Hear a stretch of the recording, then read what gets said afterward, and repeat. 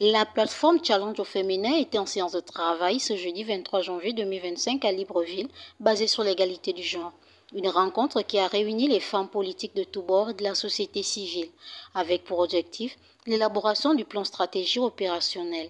Une occasion pour ces femmes leaders d'adresser une communication aux autorités de la transition, en tête desquelles le président de la République, chef de l'État, le général de brigade, Brice Clotaire Oligui Nguema, de la nomination de 11 femmes au gouvernement 3 du Premier ministre Raymond Donsima. L'engagement politique des femmes est un domaine dynamique et en constante évolution, marqué par des victoires et des luttes.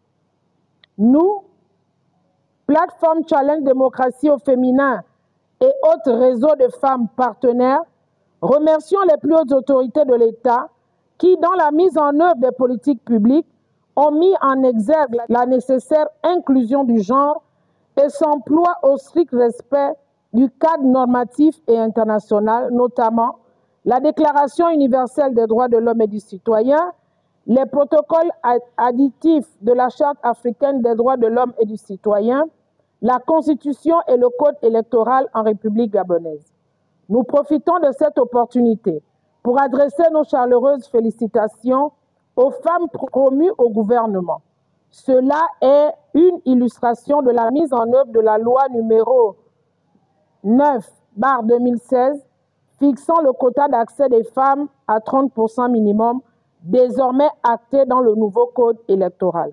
Pour les participantes, c'est une rencontre satisfaisante car la femme joue un grand rôle important dans la sphère décisionnelle politique de notre pays, le Gabon, depuis plusieurs années. Nous sommes en train d'écrire une nouvelle page de notre pays et donc les femmes auront leur mot à dire. Et nous remercions les plus hautes autorités de la République qui ont acté lors du dernier Conseil des ministres les 30% au niveau du gouvernement. C'est déjà une avancée. Et nous allons pousser pour qu'on aille au-delà de ces 30%.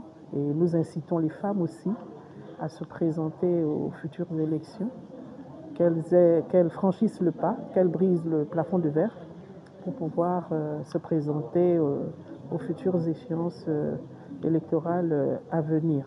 Nous avons des attentes. Il ne faut pas oublier qu'il y a encore des hommes qui restent très sceptiques à la candidature des femmes au niveau des élections.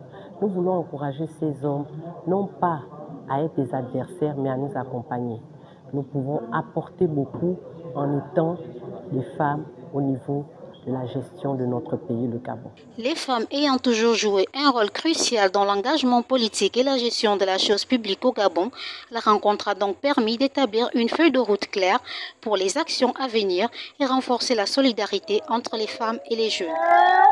Wow!